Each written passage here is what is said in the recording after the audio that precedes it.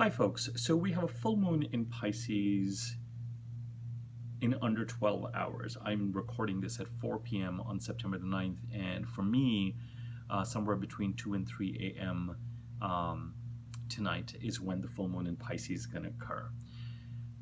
And I may well end up doing 2 or 3 videos related to this full moon in Pisces. I don't know when they'll go out, but I have really thought about it and I want to divide the videos up because there's a lot going on in these couple of days. Specifically, first and foremost, and this is largely what this particular video is about, we are 2 months before the lunar eclipse in Taurus on November the 8th. And as I have said repeatedly over in this channel, for some reason, I find this 2-month mark really important, and I'll expand on that in a second. We've got the full moon in Pisces, and by far there are 3 aspects that are worth looking at, but at least 2 of them will get covered in this video. And while the most notable aspect being mentioned as far as this full moon is concerned is its sextile to Uranus, I think that, you know, with a full moon you have the sun opposite the moon. So the moon is sextiling Uranus, the sun is trining Uranus, and that to me is the more important aspect to consider. And Uranus is in the sign of Taurus, where we're going to have the full moon eclipse in a couple of months' time. So I'll expand on that. And the other 2 aspects, we've got Venus getting ready to square Mars, and I'll talk about that in a different video. But we've also got Saturn and Uranus, the squares getting tighter and tighter and tighter. And we know about the square because it happened 3 times last year in 2021. So first and foremost, it's 2 months before the lunar eclipse. Second, we've got the full moon in Pisces. Third, in no particular order, we've got Mercury going retrograde. So plenty going on in this time period, and plenty as we have observed over the past 4 or 5 days and even 24 to 48 hours. So let me dive into this, and I want to break this up because I want to encourage you to think of these 3 events, the 2 months before the eclipse, the full moon in Pisces, and Mercury going retrograde, as separate transits because they carry separate meanings, and yet they're all in conversation with each other. I don't want to use the word related. I'm just going to say that as planetary transits are in conversation with each other in any chart, these transits are in conversation with each other. I'm going to say this much about the full moon in Pisces. It brings visibility to an area where there has been the potentially notable murkiness since 2016 and 2017. Okay, I'm going to leave that there because I'm going to expand on that more when we actually talk about the full moon in Pisces, and when I actually talk about Neptune in Pisces and the fact that in a few days' time the sun is going to oppose Neptune and we're going to have a full Neptune. So separate video. But we're very present to this idea of preparing for the new with the old being shedded away. And by new, I'm really referring to the eclipse in Taurus in 2 months' time. It's a North Node eclipse, and the eclipse is conjunct Uranus practically to the degree.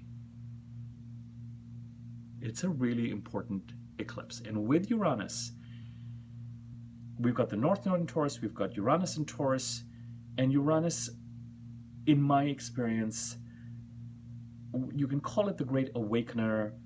We associate it with lightning-like sudden changes. But I associate it very much with authenticity. And that word can, depending on who is experiencing our authenticity, can be used in different ways. We can use the word rebellion, we can use the word teenage, we can use the word selfish, we can use all sorts of things might be thrown on that impulse, but the impulse itself can't be denied, and the impulse itself is powerful, and I'm going to use the word original insofar as it is beyond conditioning. It is about as beyond conditioning as it can get for us human beings. It's true. It's our truth. It's our true self. It's our authentic nature. It is getting us to a point where we say yes when we mean yes and no when we mean no. And so often we do the opposite, to either keep things going or to keep the peace or to be polite or to pass off as respectable or praiseworthy. Socially, conventionally, Uranus is an unconventional planet. It rules Aquarius. It is an original planet. It is an independent planet. And most of all, it stands for two things, sort of quantum leaps in our mental processing, aha moments, us getting things. And I find that Uranus and Uranus placements and Uranus transits play a strong role in what I will call intuition and intuitive phenomena and intuitive careers. And outside of this sudden leaps in our ability to mentally grasp or see certain things or understand certain things, the other thing I associate Uranus with, of course, is authenticity. A Uranus transit in a certain part of the chart means that in that part of the chart, more often than not, I see an individual undeniably connecting to what is right for them. And it can be terrifying because it often leads to paths that feel right but are unconventional, but then they connect you to that magical you, the idea of the only you in the world. But the challenge that Uranus throws up then is that often it is a path that has not been trodden, and there's the fear around, well, this is what feels right, and do I go down this direction, but I have no idea.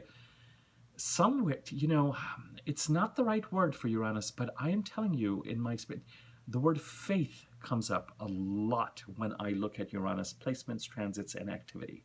Because ultimately, our recognizing, insofar as anything goes beyond or can go as beyond conditioned thought as possible for us as human beings, and Uranus connecting us to some sort of inner knowing and mental knowing of our truth or anything that we're trying to get a grasp on,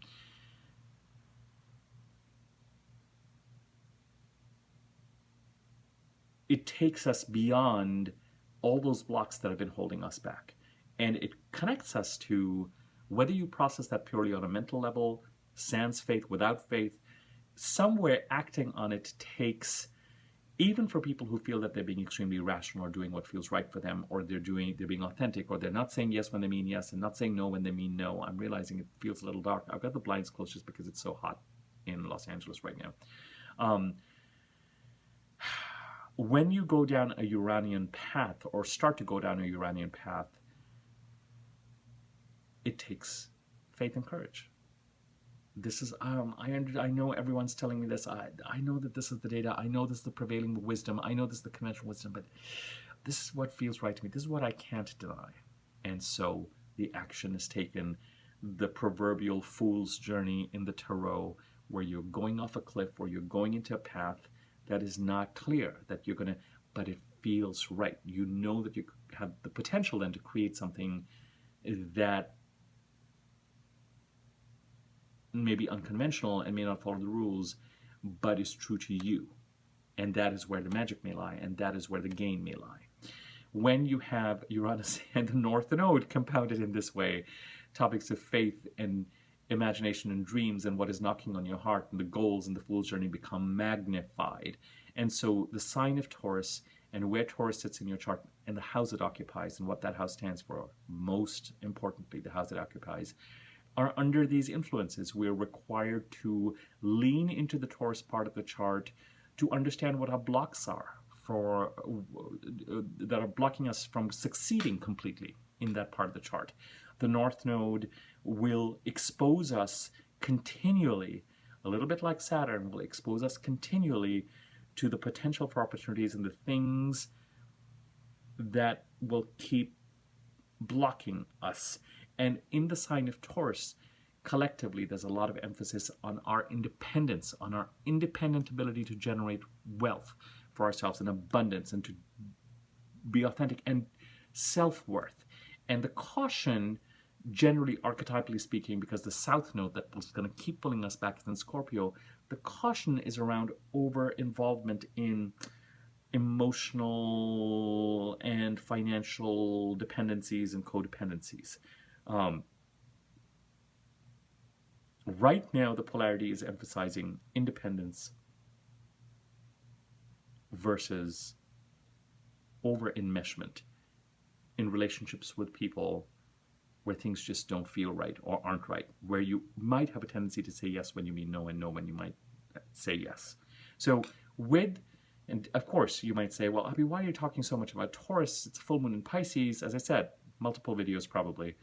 But more importantly, one of the most important aspects that is occurring that affects this full moon is the fact that you've got the sun opposite the moon and the sun trining Uranus. And the sun's trine to Uranus is, depending on where you are, September 10th or September 11th. The full moon happens and the sun trines Uranus. The full moon in and of itself, as I said, may be exposing things that have to be left behind. But the sun's trine to Uranus is awakening and aligning with what that truth is in the Taurus part of your chart and its relationship to what is subconsciously being reviewed in the Virgo part of your chart. The sun is in Virgo. The sun is in Virgo, the moon is in Pisces, Uranus and the North Node are in Taurus. The eclipse on November 8th is in Taurus. 2 months before that eclipse is September the 8th, which is roughly where we are. The week before and after September the 8th are extremely important to the eclipse.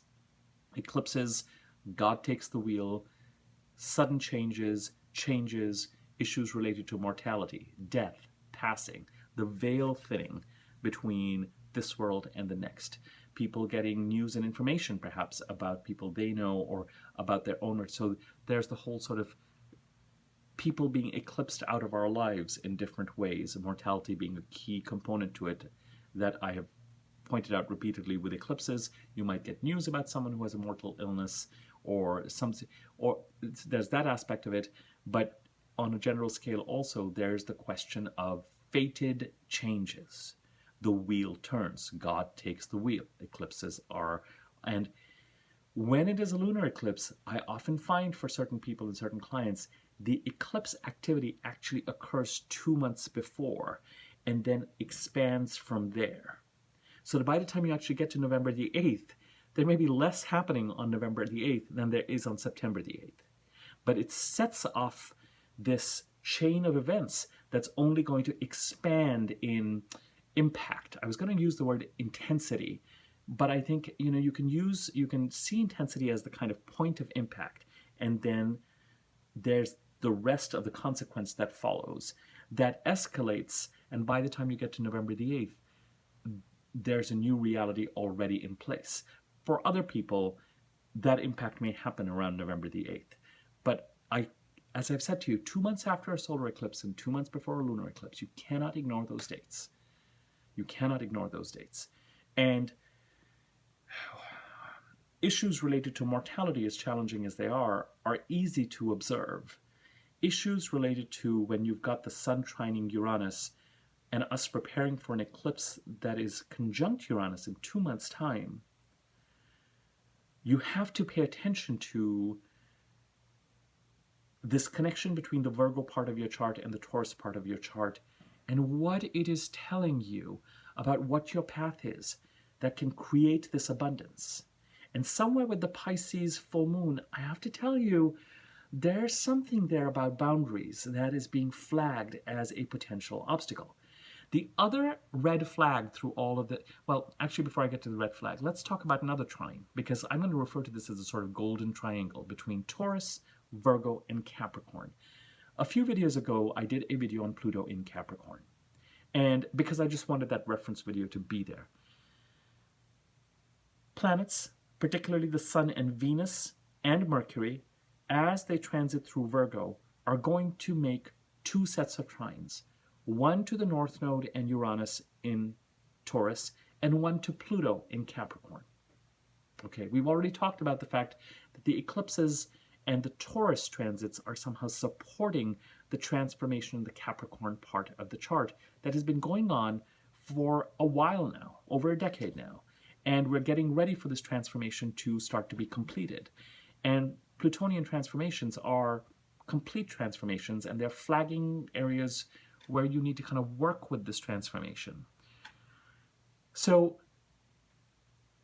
you've got the faster moving planets, Venus, the Sun, right now, as of in a few hours, a retrograde Mercury. Mercury is essentially just simply going to trine Pluto. Is Mercury going to? Yes, it is. Actually, I don't know if Mercury goes. Yes, it does. Mercury is going to trine Pluto 2 more times. So Mercury in its retrograde, the 2 big transits that it makes are that it opposes Jupiter, separate video, trines Pluto. Let's just look at some dates here. Depending on whether you look at the North Node or the True Node, I'm not going to go into that technicality. The Sun trining the North Node, the area we need to lean into in Taurus, develop ourselves, understand what our desires are and focus on building those, recognizing that the North Node symbolizes behaviors that we may not be strong in and that we need to develop in, and that we need to trust ourselves intuitively and have faith to go in that direction, and we need to strengthen those muscles. And the North Node is continuously opposed by the South Node, behaviors that we're intrinsically strong in but are no longer serving us and actually keeping us from where we need to build our strength. Opposition in this regard can be an enormously helpful factor. It's the resistance that prompts us to learn and develop. Without that resistance, we will not necessarily learn, and we won't be able to manifest and learn the lessons that we're here to learn. So the Sun, our internal illumination in Virgo, right now the Sun is subconsciously looking at the Virgo part of our chart, and we are taking stock of where we are at in the Virgo part of our chart. And by that I mean the house that is occupied by the sign of Virgo in your chart. What do I do here? How do I improve things? How do I increase things? And there's a relationship somewhere between what needs to happen here and the Taurus part of your chart, and the Uranus-Taurus transit, and the Eclipse, and the North Node transit, and the Plutonian transformation in the Capricorn part of your chart. And this conversation is activated by the fact that the Sun trines the North Node, Mercury goes retrograde tonight, that's a Pisces full moon. On the 11th, the Sun trines Uranus in Taurus. So maybe coming into this, a connection with what your path needs to be and what some of your reservations and fears are and what's holding you back. Tomorrow, the Sun trining Uranus. Part of it might be that about a week ago, and maybe, as you were heading to these dates of September 7th, 8th, 9th, let's just say maybe from the beginning of September, you've had clarity about what it is that you need to do and what changes you need to make and intuitive flags. But when you get to these dates when Mercury is actually going retrograde, you might be like, well, I thought I was going to take this action based on faith, but now I don't think I'm going. Let the Mercury retrograde, give it a couple of days if all of a sudden the Mercury retrogrades make you feel like, shall I do this? Shall I not do this? I don't know what to do anymore. I felt so certain about this. I don't know. That kind of, do I act? Just give it a couple of days. Give it till Monday, Tuesday if you need to restart acting again. But if tomorrow, if within 24, 48 hours of my posting this video, the Sun trining Uranus may reconnect you to what that is that you need to do, that the Sun has been knocking on these trines to the North Node and Uranus over the last week and a half to do, to put you on an authentic path. What is working for you? What is not working for you? Who is working for you? Who is not working for you? Let me just say it this way. Where have you said yes when you felt you needed to say no? Where have you said no when you felt you needed to say yes? That might, all of a sudden, after a couple of days of Mercury retrograde indecision, by the time you head into tomorrow and clear the energy of the full moon and Mercury starts to move retrograde, you might just go, all right, I am back reconnected with this. I understand what that internal truth is that I think I need to act on that requires faith. And that may mean that ending something is going to give me a bit of a blank slate. And I'm going to be like, oh, now what? Has it all, the fear of the blank slate? Have I let go of something that was at least certain? And I know what I want to build now on this blank slate, but will anything appear? Well, with these transits, there's certainly an invitation to build something more authentic, but it will take the work that you will have to do. But unless you take that leap, the risk you run is continuing to live in a foundation that will collapse around you because it is inauthentic. Okay? Now, as this occurs, Venus, planet of relationships and money, trines the North Node and Uranus September 17th and 20th. So as the week progresses, we're getting ready.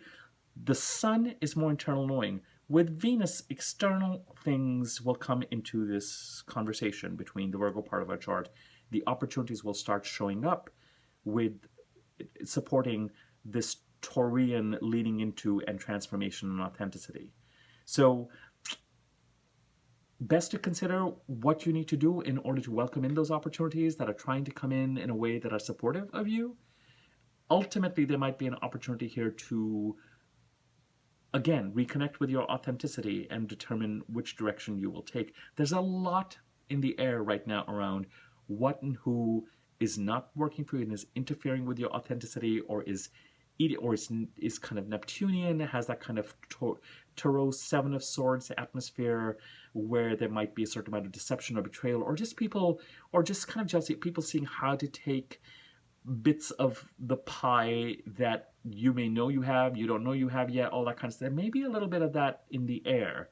And so there's advertently, inadvertently, there might be a lot of internal reckoning around what's going to work for you and not work for you.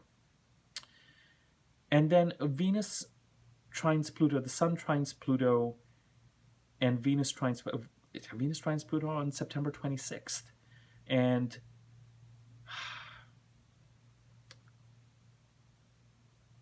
you know, that's all I want to say on this right now, because I think that's a lot. Pay attention to the Taurus part of your chart, the Virgo part of the chart, the conversation there around.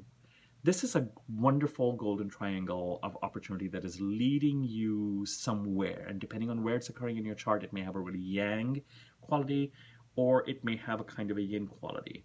But there's an opportunity here.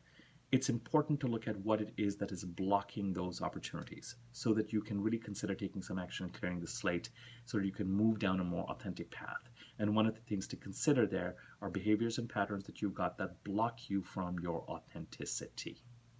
And the Pisces full moon is actually sending up lunar red flags around things or people or situations that are blocking it. But the sun that opposes the full moon is saying, here is your path.